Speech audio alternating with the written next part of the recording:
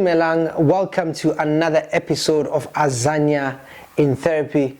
Today, I've just had a lovely conversation with a man with a strong faith, a man who believes that nothing is too difficult to achieve, a man with a very interesting story, a very inspirational story. Indeed, please welcome my guest, Fredrick Singh. Yes, good morning, how are you? I'm very well, thank you. Yes, I'm happy that we can sit down today, you know. I've heard so much about you. I was telling you before we started that I heard so much about you and I was quite looking forward to your story. Yes. And you have an incredible story.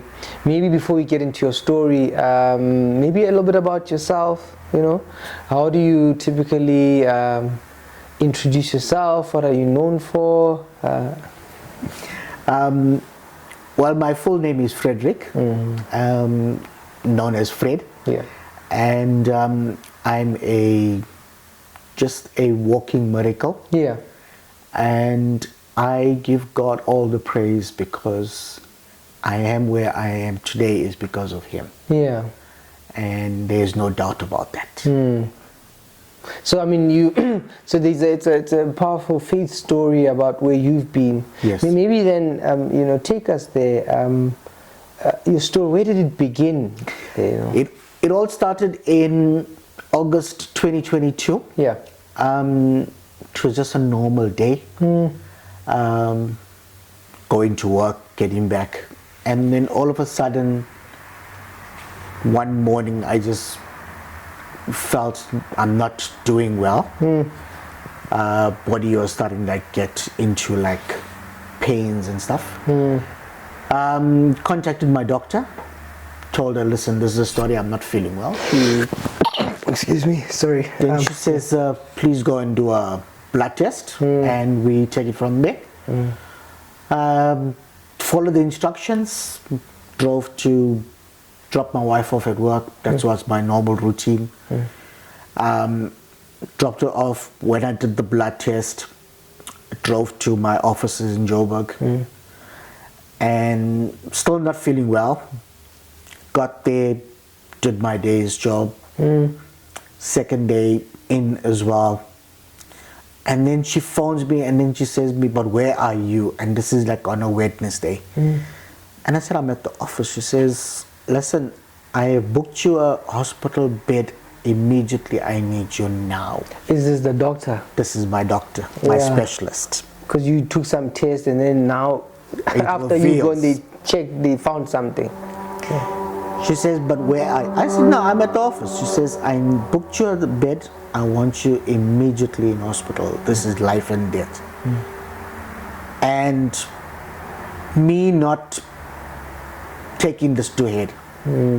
Because I know where you're kind of feeling sick, but it's not that bad.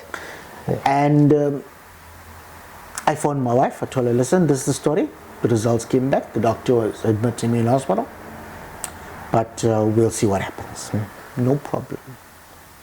Struggled, got into the car, drove, came, fetched my wife, fetched my son from school, did my whatever I needed to do as a man of my house. And then it was about 7. Then I told him, you know what, let's go. 7 in the evening. Yeah. So this is now from 1 o'clock, where I was supposed to be admitted. Yeah. And then I phoned my brother-in-law because my wife couldn't drive. He came, they carried me, they took me in the car. So it sounds that at this time something had changed. So what had changed? This has changed to where I cannot walk. I see. Now I am limped. And I have to hold on to things to grab myself to move. So it's weakness in your legs and upper body. But you drove back from work, picked up your wife, and then suddenly you couldn't walk. Couldn't. Your wife can't drive you. Because it's a manual vehicle, so she's not. She's used the automatic. Then now you have to call your brother so that they can help you, mobilize, get in the vehicle, go to the hospital. It's around 7. Is the doctor still there, or is the doctor knocked off? Doctor's gone already. Then immediately they rushed me to the ward. Then from there, they contacted the specialists. They came in, they rushed me into theatre, and they inserted a pipe in my throat for to start off with my kidneys collapsed. My kidney is functioning at 2%. And that, with the kidney failure, led to a condition of paralysis. Yeah. And I've been through tremendous tests, in and out of theatre, biopsies upon biopsies, trying to figure out what is wrong. So they can't at that time tell what's going on. What they know is now, so you are limp from the waist down? Neck down. Neck down. You can't move, you are in the hospital, and now they're trying to figure out what is wrong. What is wrong? What day of the week is this? This was like on a Wednesday. Wednesday, you said. And so they keep, now it's the test. Do they go Thursday, Friday? How long does this investigation go on? Yeah? Was in one hospital for a month. And then they couldn't do anything. Then they transferred me to a step down. Yeah. That's what you call this, like a rehab center. Yes. And I was in the rehab center for 2.5 months. But what do they tell you? What do they say the problem is? It was just kidney failure. And because of my, apparently the potassium in my body was higher than normal. Okay. So that's what led to the paralysis. Yeah. And I've seen neurologists, I've seen ENTs, I've seen specialists. And what do they say? They say, Mr. Singh, we've tried this, we've tried that. We don't know what's going to happen. And the only thing that we can do for you is to send you to a step down where they can work on your hands, because you are going to be paralyzed. You're going to be in a wheelchair. And we need to have a family meeting. Yeah. To discuss what? To discuss way forward. Yeah. So while I'm in one hospital, I am on dialysis, and I'm on neurologists is coming and checking me, ENTs are coming and checking me, top specialists are coming, medications are coming in and out, but nobody can tell me what is happening. And then the specialist came to me, told me, listen, we need to have a family meeting. We need to send you to a step down because there's nothing we can do here. It is what it is, and unfortunately, this is it. So we've made the necessary arrangements, and they moved me down to a step down. And when I got to the step down, but you must know during this time, there's nothing that I can do on my own. Because you don't have the use of your limbs, your hands, your upper limbs, lower limbs, your hands, legs. Everything is happening in bed. You have to be fed, you have to be bathed, you have to be turned. Yes. You know, and because you're a man, you're used to doing these things on my own. I mean, you're explaining it so simply, but I'm imagining at the time you are feeling all sorts of things. You are, sometimes you don't want help. And being in that position. Exactly. Because I mean, it's like you invading my privacy. Yeah. At the end of the day is, okay, you are there to do your job. Yeah. But then also I need my privacy. Yeah. And there's times where I used to cry at night. Yeah. In pain. And I used to cry because I miss my family. Yeah. I miss my loved ones. I miss my bed. Yeah. The simple things we underestimate. Exactly. We take things for granted. Yeah. Yeah. And when there was a time where when they inserted the tubes in me when I was in theatre, and I came back out. Yeah. And then they came to run the dialysis to check if it works, and then it's not working. Yeah. And then they said, no, we have to take you back into theatre to remove this one because it's not working, because we need to put in a new set of pipes. Yeah. And I did that. And then when I came back, and I remember clearly it was that morning when I came out. And the entire day, the entire night, I've been just coughing up blood. Yeah. And just getting more and more sick. Yeah. And then they couldn't do anything. Then they moved me to high care, to ICU. And when I was in ICU, then now you must know, only immediate family is allowed to come and visit. Yes, and not long. So I'm in ICU. And now I don't know what's happening, because I've got pipes all over me. I've got machines hooked up. And this one night, I'm lying on my bed, and I said, Lord, why is this me now? I begin to question. Yeah. Because I believe that I'm a child of God. I have the right. Yeah. I have the access to questioning. Yeah. And I begin to question God lying on that hospital bed. And I said, Lord, but why is this now? And it dawned to me, and you know, it came to me as, this year is for me to show you how sovereign I am. You know, I'm lying on the bed coughing out blood, and they are just putting in blood in me, and I'm just taking out, and I'm just, my symptoms are just rising and rising. And they don't know what to do. And all I just said, Lord, if it's your will. Yeah. That is all I said. If it's your will. Yeah. Let it be done. How long have you been a believer? I'm just all my life.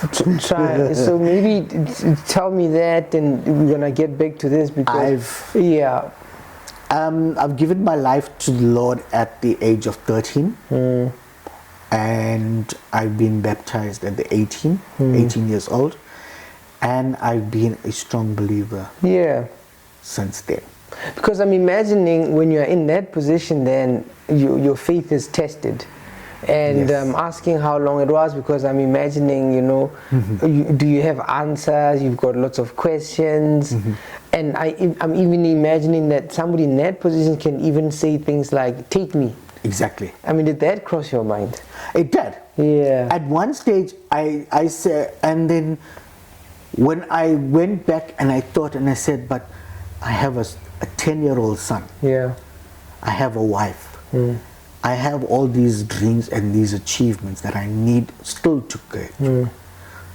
So if I'm going to throw in the towel now, what's going to happen to my son? What's going to happen to my wife? And I said, Lord, I do not want to do this. And I put my mind, you see, it's all about the mind as well. Yeah. If your mind is set to do something, you will accomplish it. And I set my mind because I was challenged, because I said, how am I going to be playing football with my son in a wheelchair? Or if I'm in a crutches? Yeah. And if my son says, Daddy, come, let's play ball or let's play catch. What am I going to say? No, son, I can't do it. Yeah. No. You wouldn't want that. No. Yeah. And I don't want to see me in a state like this. And I did that. All I did was, I said, Lord, what is this? Yeah. If this is for me, then I will live with it. If it's not for me, let it be something that's going to edify somebody else. Yeah. Sounds like quite a moment, you know. How did you move from why this, why me, to Lord, if this is your will, I accept? What was that like? Was it in a day? Was it, you are talking about coughing blood? How long did it take you to accept? It took me about 2 weeks. 2 weeks. Okay. Lying in one hospital bed. Where the nurses are coming and doing everything for you. I mean, if you need to go to the toilet, you are on a nappy. Yeah. Right? Yeah. When you finish, you ring the bell for them to come and clean you. Yeah. Now, then, if you want to go outside, you have to call them to put you in a wheelchair. take you for a ride outside to get some fresh air, come back. Then you're getting physiotherapy coming. And it's not easy. Was it painful? Were you responding? Very painful. Yeah. Very, very, very painful. And there were times where I used to shout at them. Yeah. You know, I mean, you are in this pain, and they are coming and they're telling you, no, we need to do this and need to do that. And then on top of that, you're getting the doctors that are coming and poking you. And I've been through this one test while I'm still in the ward. The neurologist came and he did a lumbar puncture. Yeah. While I'm in the ward. You were not impressed? Bro, I tell you, and he says, don't move, because if you move, you can damage your spine. And I'm thinking, I'm paralyzed already. What else are you going to damage on me? And you're shoving this thing behind my back. Exactly. Yeah. Then you're coming back and you're telling me results came, we can't find the fault. Then you have to book me in for theatre, we have to do this, we have to do that. I'm in and out of theatre more than a normal patient that's going in for an operation. Yeah. I mean, it's like every week I'm in theatre. What's happening here? No, we're trying to figure out what's wrong.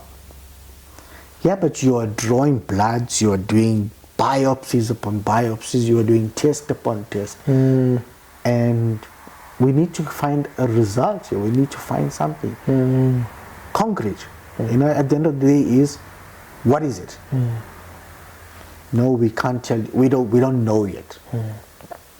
Do they even say, but we think it's this? No, we're thinking it's this, we're thinking it's that. No, you're thinking, okay, but I mean, we need something that's tangible, we need something that's solid. Because don't use me as a guinea pig. Yeah, because now it's like you're experimenting with Yes, it's a trial and error, you know. We're going to try this. Yeah. And remember, medication is not cheap. Huh? It is your medical aid. It's my medical aid. Yeah. Are they complaining or are they paying? No, they paid. They paid, okay. They paid. I mean, for the 3 months that I've been in hospital, over 300,000 rands. Yeah. They paid. Yeah. Even the specialists, they paid all upfront, everything, whatever. Never got an email saying, hey, Mr. Singh, we're not going to pay for this. Okay, so fortunately you had that. Everything was 100% legal. So then you said then they were taking you down to the step down. To the step down. And at the time, are you able to move anything or you still paralyzed? Still paralyzed. So when you need help, do you have to speak out or how did you call? Speak out to them. Just tell them. You shout, nurse? Nurse, or just ring the bells. But how are you ringing it? Are you able to move your... It's right there by my... Or you're able to at least move your... I can use my fingers, but I cannot lift them up. Lift anything up. I can't lift myself up. I see. I can move my head left and right. So what happens at the step down, you know? So step down, when I was moved there, then they came to there it was a tremendous change as well, because I had to see a psychologist, a therapist, a physiotherapist. And there were like about 3 or 4 people as well that was involved in my entire duration there. And even there, the specialists as well, a doctor as well, that kept on coming in and checking on me, checking on my vitals. And at one hospital, they were just pumping me with steroids.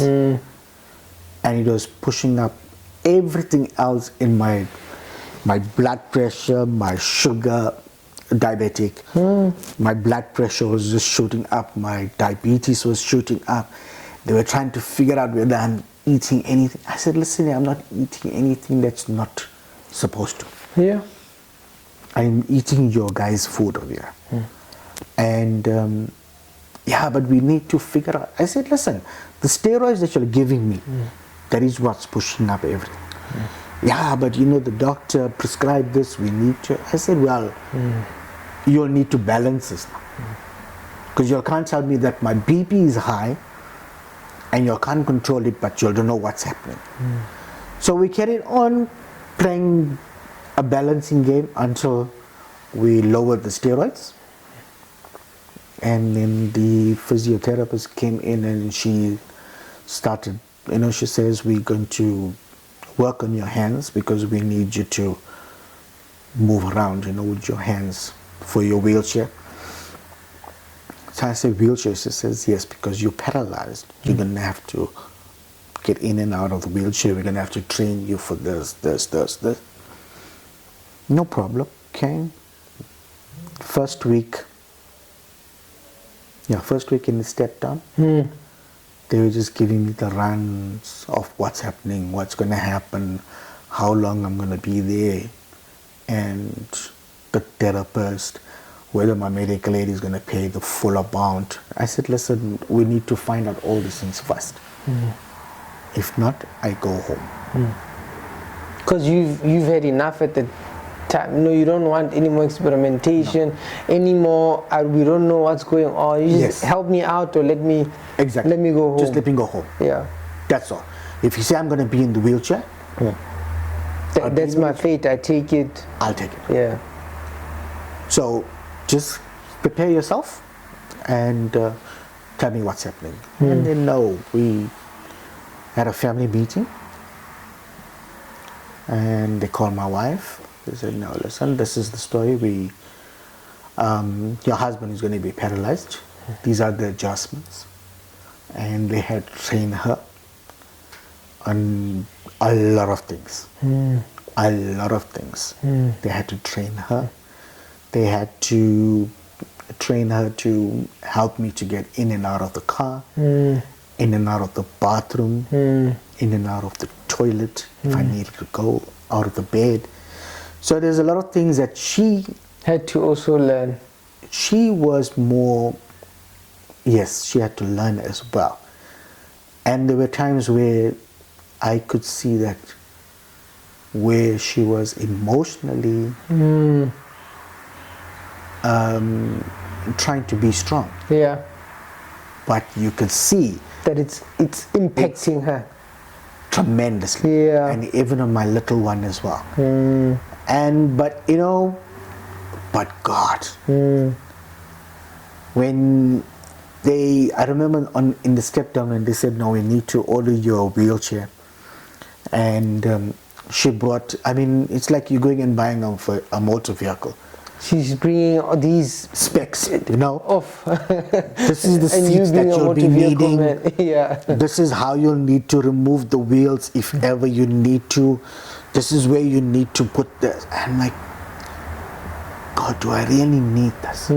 Why are we talking about this? Yeah. I'm questioning God. And then I said, okay, you know what? Do you have a blue wheelchair? Yeah. Yes, we can get you a blue wheelchair. Now, can you need a blue wheelchair? Why blue? I'm just being sarcastic. I see. I could have chosen anything. Yeah, but the way you are so fed up. Yeah. You even asking, do you have a blue wheelchair? Do you have a blue wheelchair? And she says, yes. I said, okay, give me a blue wheelchair. What color seat? No, the black seat is fine. It's okay. Because now at this time I'm like angry with myself. Yeah. And I'm cross with them as well. What are you angry with yourself about? I'm angry with myself because why I'm in this position. Are you blaming yourself? I see maybe something you did, something you ate. I'm blaming myself because I didn't take care of my body. So had I taken better care of myself, I wouldn't be in this situation. Look now. So there's this anger towards you. This is anger towards. But then there's also anger towards them. Yes. What's that anger about? That anger is there because why am I here? You moved me from one place, state that I'm going to be paralyzed. Yeah. So why am I here? Yeah. What is the reason for being here? And there was this one therapist I remember, Latabo. She came to me that one morning. She says to me, Mr. Singh, they used to call me Mr. Singh. Mr. Singh, and I said yes, because I was cross. She says, no, don't be cross with me. I'm also here to help you. And we're going to work this journey together. And all she asked me is, whom are you trusting? And I said, I trust in my loving God. She says, well, if you trust in your God, then I believe, she tells me, I believe that you are not going to go out here with the wheelchair, but you're going to be walking. Then I said, She says, no, I believe And if you believe, and if you put your mind to it, we can accomplish this. For the next 2 months that you're going to be here, you may not go out of your wheelchair, but you can go out maybe with a walking stick or with a walker. But not a wheelchair. Not a wheelchair. And was she a believer? What was inspiring her? believer. And what did she pick up? Did she hear you talk about God, or was this before you had mentioned something, and then so she kind of saw that about you? Yes. And did they, as they were teaching your wife, did you just go a little bit back, how you're going to mobilize from the chair, the wheelchair to the car? Did they tell you things like, okay, you're going to have to change your house, you'll have to put in rails? Yes. You have to I had to do all that. You're going to have to change the door? Like, what sort of things would you have to do? I had to do all that. I had to change grab rails in the bathroom. Yeah. For the toilet. Yeah. I had to shift around my bed. I had to, my kitchen, from my kitchen to my dining room, I had to do an adjustment there for me to wheel in and wheel out, and to my bedroom. And wherever I went, I had to be careful so I don't get stuck. And these things happen to your house? Yeah. Like you had to get contractors to do that for you, and then at some point, did you go with the wheelchair in your house? Yeah.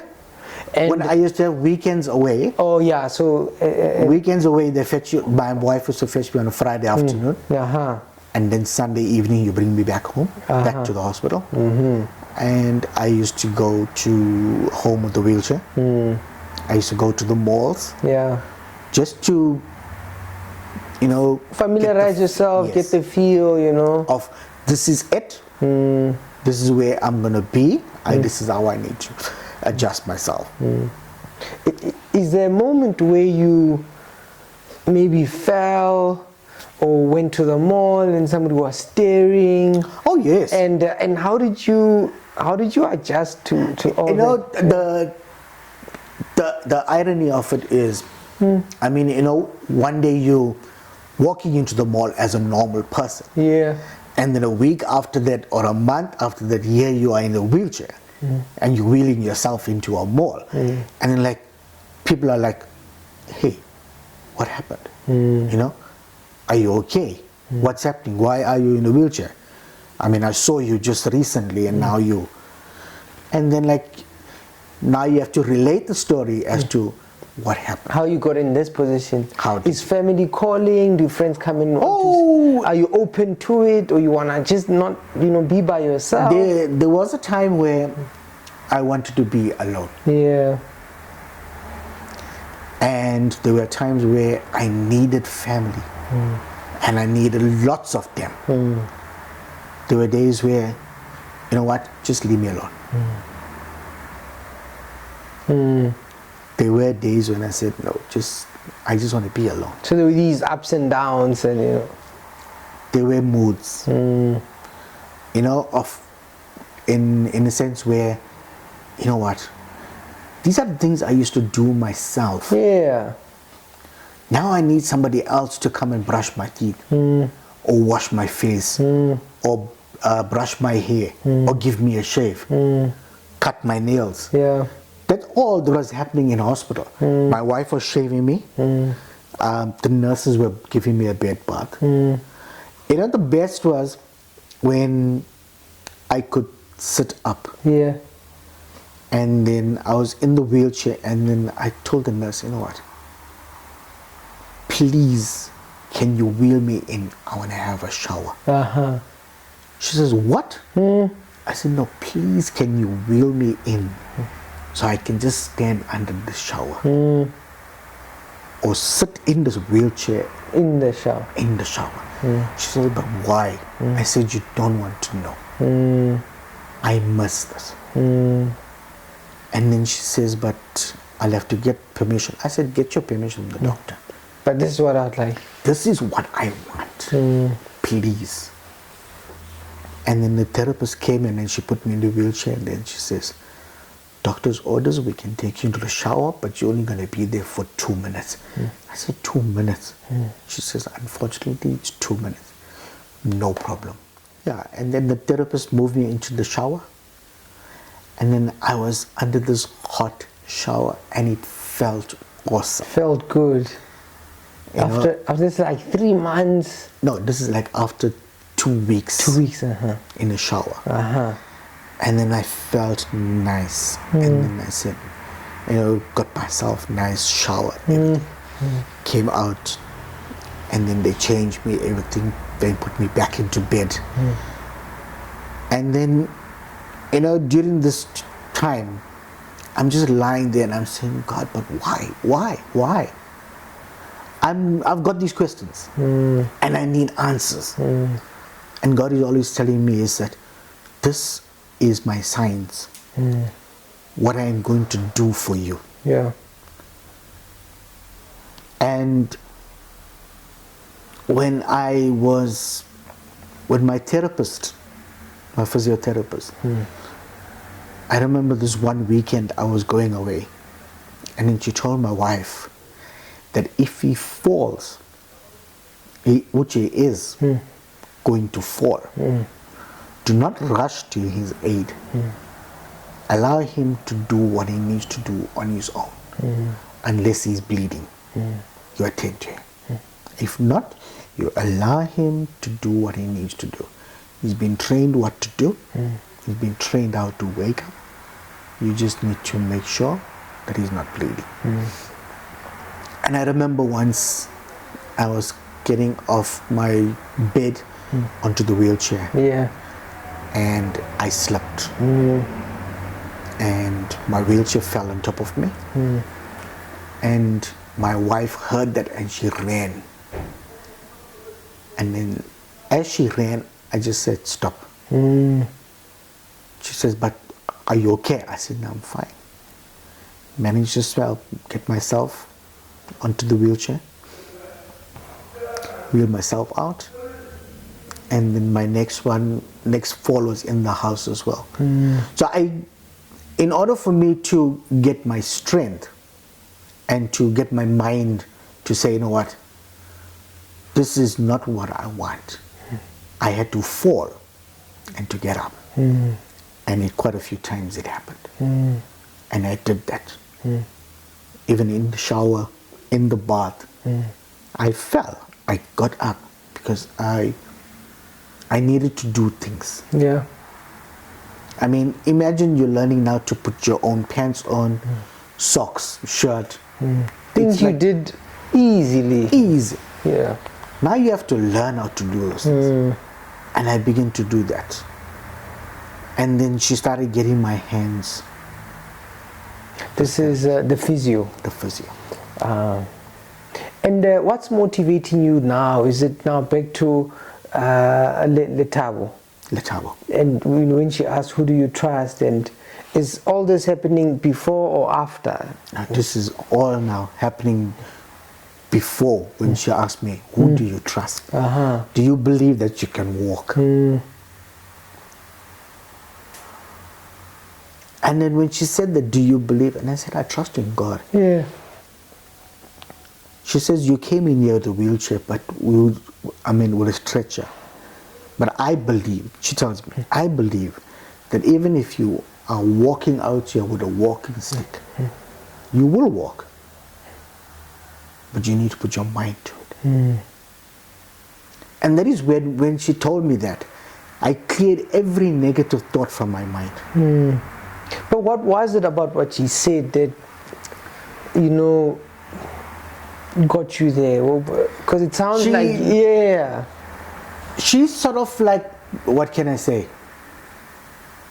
Boosted my faith. And reminded you of something.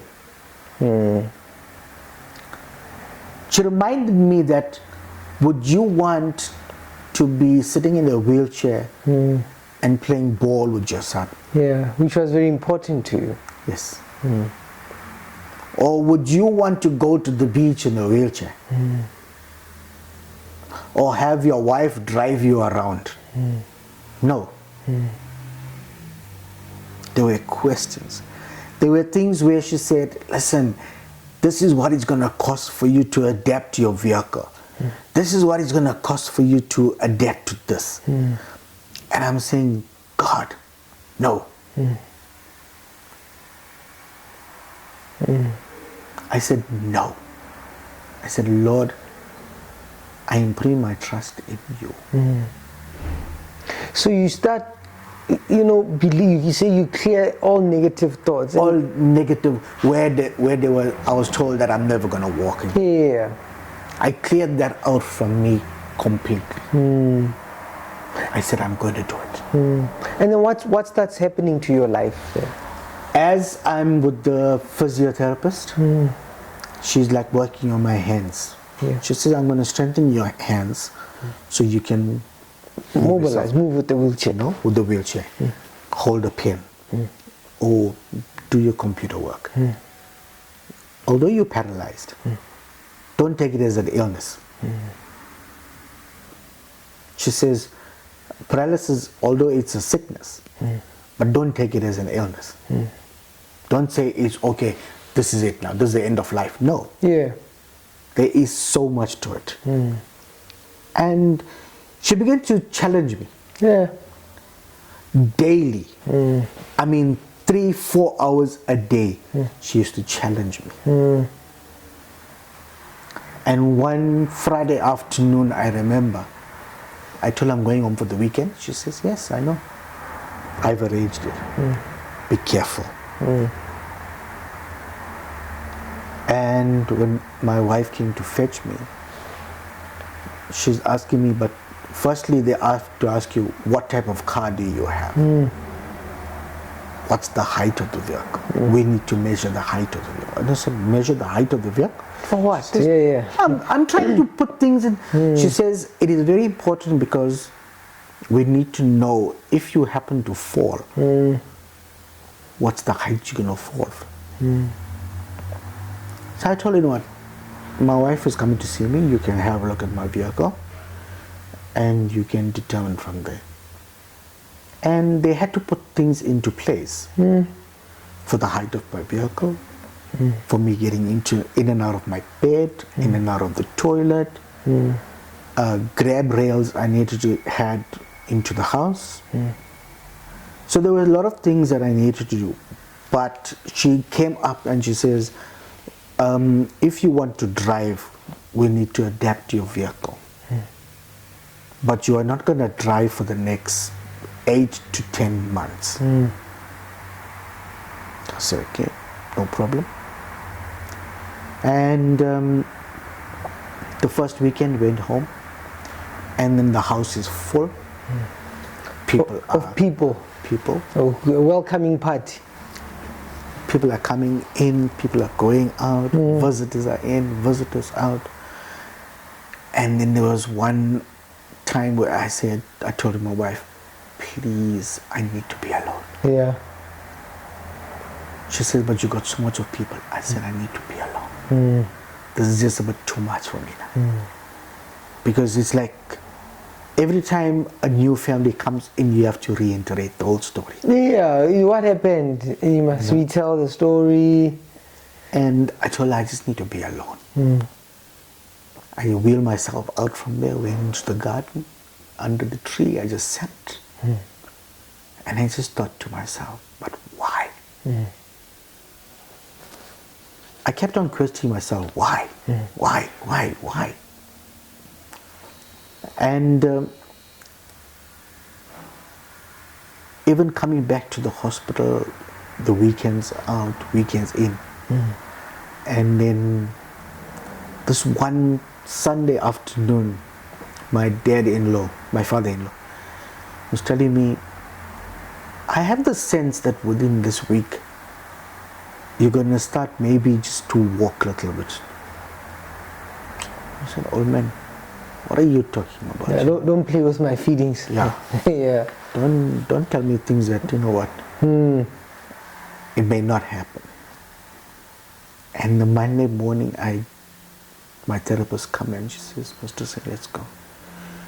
And then she makes me sit on the bed, and then she gives me a frame a walking frame. She says, hold on to this.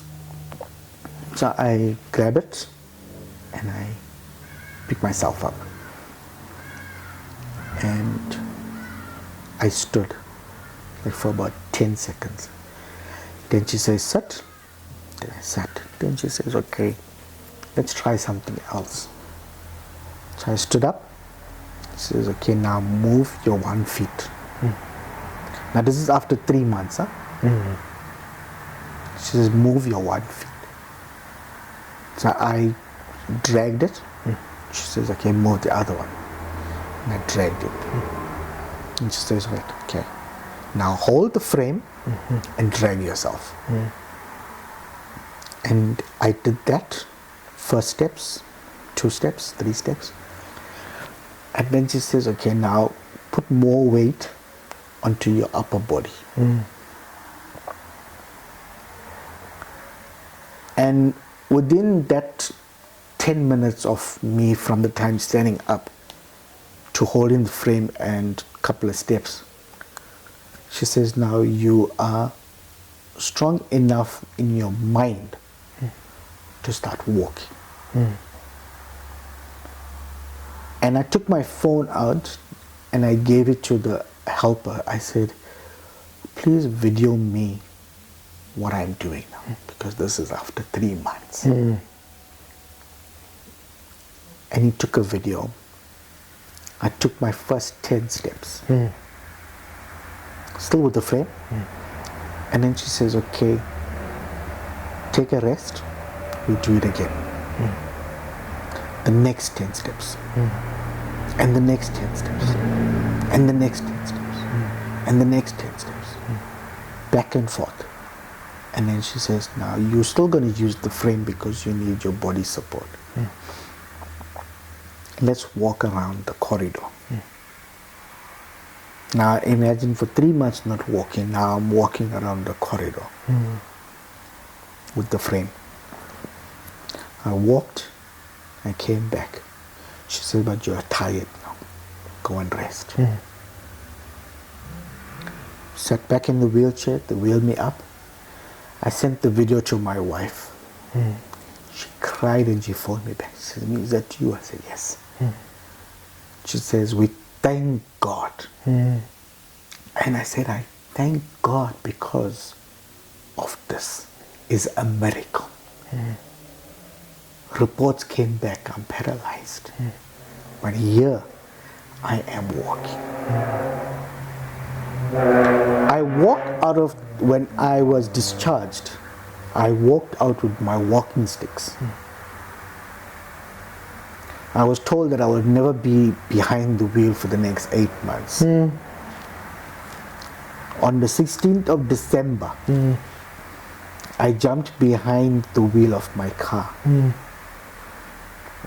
and I drove. Where did you drive to? From home, I drove to Gezina. From Gezina, I drove to Roy's Kral. From Roy's Kral, I drove home. But how are you feeling? Like as you are driving there, is it silent? Is it music? Are you crying? What are you thinking? All I am doing is just saying, thank you, Lord. Because imagine me sitting next to my wife driving me around. Which was something that didn't happen. And did you learn to drive a manual at the time? No. You were driving on automatic. And in fact, I threw her in the deep end because she never used to drive. When I got admitted in hospital, now she needs to get to work. She needs to see to the child. She needs to do the shopping. She needs to do things. She needs to come visit me. The car is there, babes. Jump in it and drive.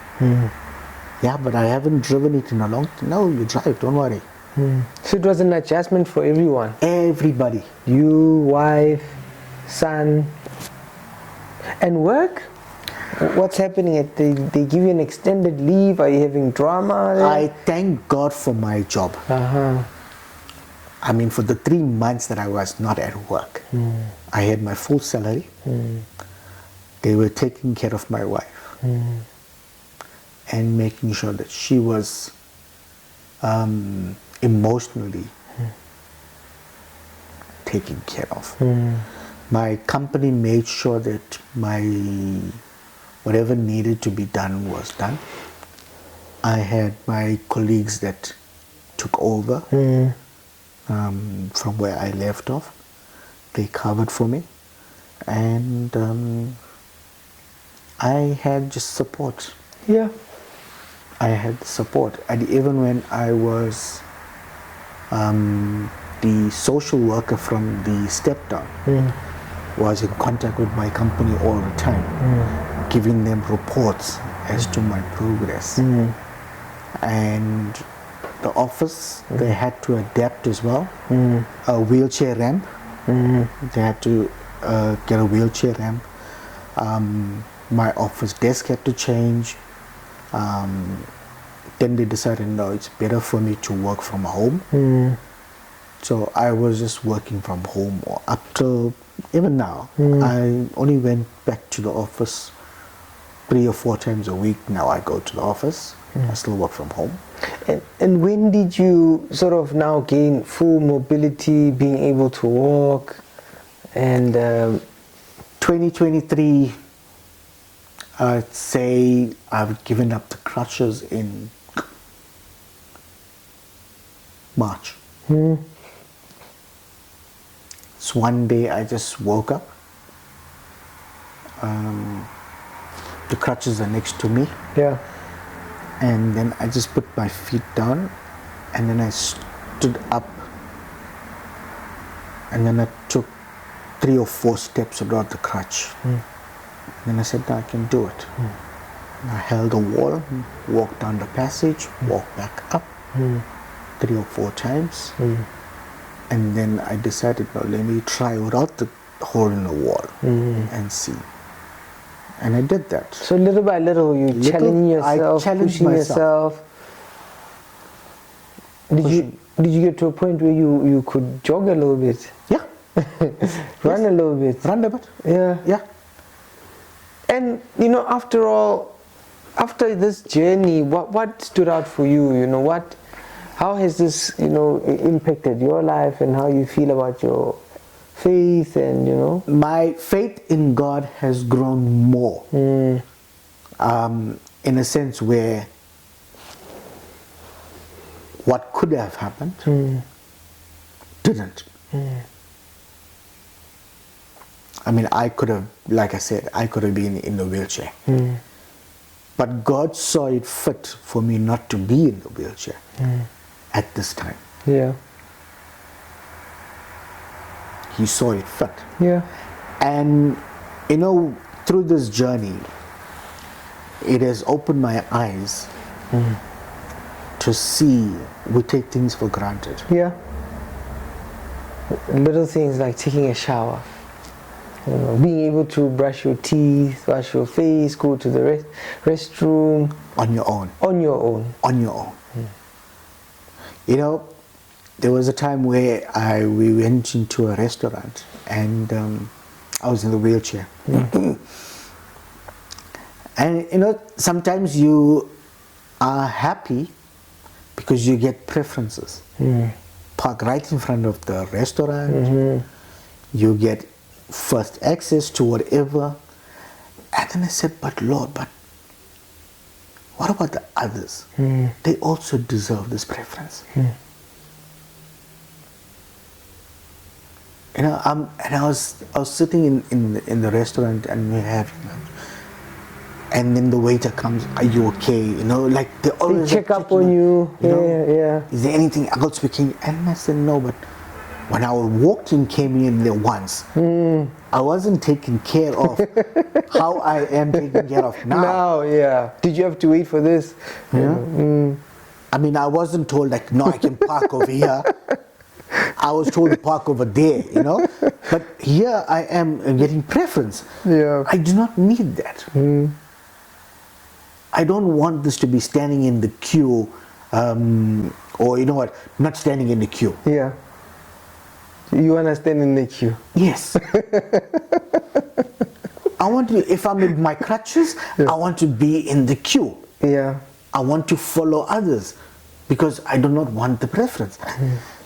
No, and then, just sitting and just thinking, but I mean, these are the privileges that the less fortunate have. Yeah.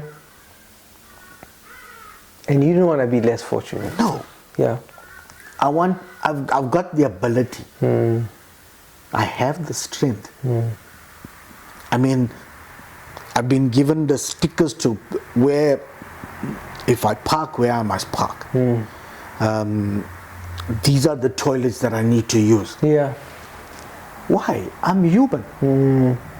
I'm not like, what can I say? Where else I'm so bedridden that I need somebody else to help me. No. Yeah. If I want to walk into a bathroom, I want to walk into a bathroom. Sounded like you started seeing the world from a different perspective. Yes. Yeah. You're starting to notice things that were there but didn't necessarily appreciate them. And when you tell people your story, like what kind of common response do you get, or what's surprising, and how do people respond to your story? It's like, they ask like, how did this happen? Yeah. I don't know how it happened. It just happened. I don't have the full story as to how it happened. Did you ever see your specialist? Afterwards, the doctors who were saying, we don't know, did you meet any of them? And, yes, I did. Did they do the test? What do they say? They say, we don't know. We don't know. You were like this and now things have changed. And I went to see my specialist last week for a follow-up, 6 months. And he says, you know what, I can write a story about you. Yes. I said, well, as long as you're willing to pay me for it. If you're willing to pay me for my story, you want to use my story, you must pay me for it. Yeah.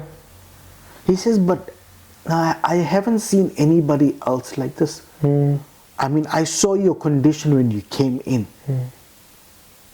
But for me to see you now, you're too different. I said, no, it's only God.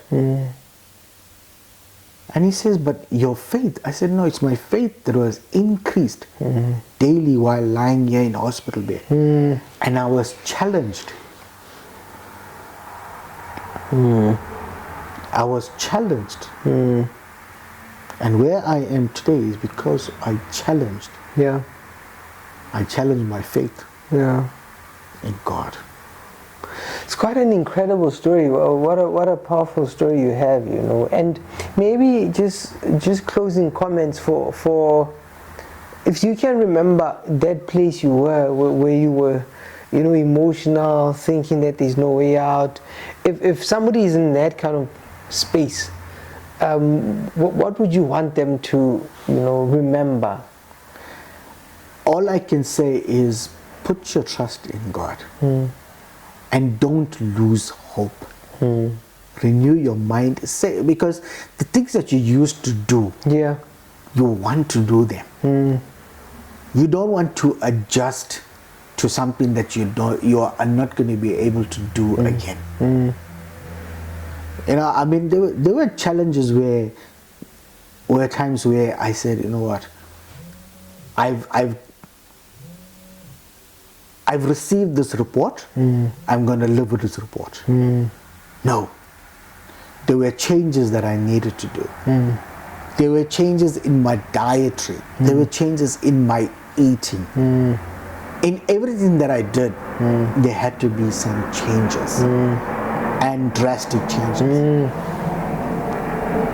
And have some of the changes still? Are they still there now? Yes. What have you changed since? I was a person that could not live off red meat. Yeah.